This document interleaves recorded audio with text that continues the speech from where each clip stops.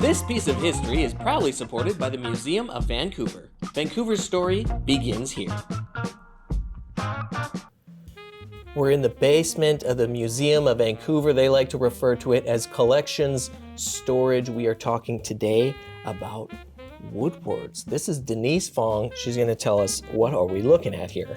Yeah, so if you look at some of the old advertisements of Woodwards, you'll know that Woodwards was advertised as Woodwards has it all. So one-stop shopping place, and for them, the food floor was a big feature that attracted a lot of customers. In 1952, it was said that it was the world's largest supermarket, and it was promoting a very novel idea of groceteria, which means that people could push their own carts, walk through the aisles, and pick their own grocery items, which was quite different from the old days where people would have to shop with a shopkeeper, cashier at the counter and ask them to pull things for you. So this was a novel concept Very of a grocery novel. store. Yeah, you can go in, there's all of these packaged foods, processed foods.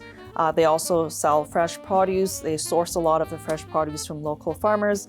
And this was the place to learn about kind of innovative ways to prepare food for your family, because if you look at a lot of the pieces here, they are recipes that were given out for free to customers. And these recipes sometimes introduce them to new ways of cooking. They introduce this authoritative guide of spices, so teaching people how to use spices in their cooking, because apparently at that time it wasn't as common. So a lot of these different exotic spices, foods were introduced. They even have recipes for Chinese cooking and other types of Indian cooking.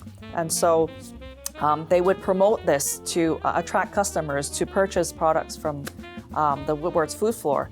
And they were also educating the public about basic nutritional facts, like how to count your calories, how to make a well-balanced meal for your breakfast, because this is a whole new way of thinking about cooking. Because prior to this, you wouldn't have had a can of peas. You would have had fresh peas. Or you wouldn't have had this exotic spice, ground ginger, in your house. That's so interesting. And they made up a character as well. And they made up a character. So Be Right Kitchen is a persona that they created, and they published a series of recipes.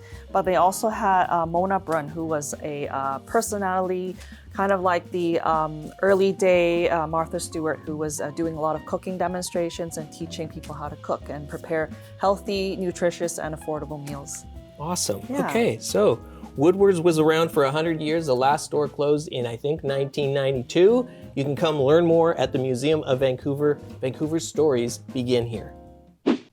That's the show for this week. Big thanks to our guest, to show director Derek Wong, to the people that I hope are going to host me for a tour of their chip factory, roving reporter Nina Savage, editor Arav, and everybody at employee-owned CHEK Media. Follow me on social media for more stories, and check out my quarterly digest, the Now You Know BC Almanac, at bcbob.ca. You can buy copies for $25 and subscribe to my free newsletter where I do regular giveaways. And of course, I'll see you here next week on CHEK, when I'll tell you more stories about this great province of ours.